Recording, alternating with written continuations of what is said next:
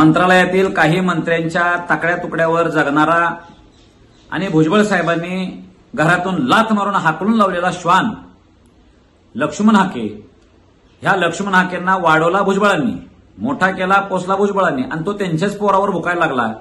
म्हणून भुजबळांनी, माळी समाजानं आणि वंजारी समाजाने सुद्धा काही लोकांनी असं लाता घालून ज्याला बाहेर काढलाय तो लक्ष्मण हाके राधाकृष्ण विखे पाटलांना म्हणतोय महामूर्ख म्हणतो. महामूर्ख म्हणून काही बोलतो. मराठा विखे पाटलांच्या आडून मराठा जातीवर त्याचे काही हे सुरू आहेत. अरे बाबा, ते विखे पाटील म्हणतायत की आम्ही मराठवाड्यातल्या मराठ्यांना ह्या गॅजेटच्या नुसार, ह्या जेआरच्या नुसार सगळ्या मराठ्यांना आरक्षण दिलेलं नाही. आम्ही फक्त प्रक्रिया काही सोपी होते का हा प्रयत्न करतोय. म्हणून कुणबी ज्यांच्या नोंदी आहेत त्यांना आरक्षण द्यायचा प्रयत्न करतोय.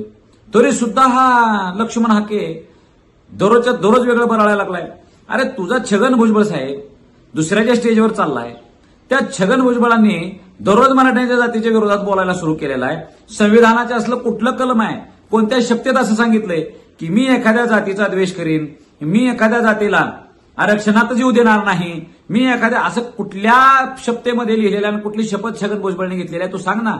केवळ संविधान म्हणतोस, गावगाडा म्हणतोस, आलो ते बोलवते ते हे शब्द घेतो. संविधान काय तुला संविधान माहिती रे?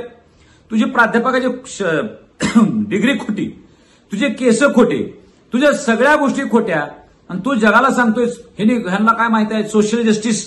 काय तुला सोशल जस्टिस माहिती आहे रे? बाबासाहेबांनी मराठा जातीला आरक्षणच देणार नाही असं कुठं लिहून ठेवले का? संविधान असं कुठं म्हणतंय का की मराठा जातीला आरक्षण द्यायचं नाही? तुम्ही काय दररोज बोंबलायला लागलाय?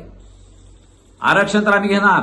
आमच्या चोरीच्या आरक्षणावर तुम्ही आजपर्यंत जगायला लागलेला आहे. 16% आरक्षणावर त्या गोष्टी आज बोलल्या म्हणून ह्या लोकांच्या घुसल्या आता बऱ्यापैकी.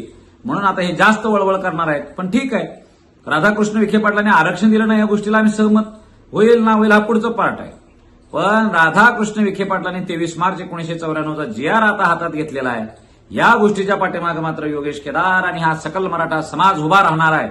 सगळी मराठ्याची पोरं राधाकृष्ण विखे पाटलांच्या मागे उभं राहतील आणि सगळ्या आजपर्यंतच्या ज्या चोऱ्या आहेत ह्या उघड्या पाडतील एवढं मात्र निश्चित आहे.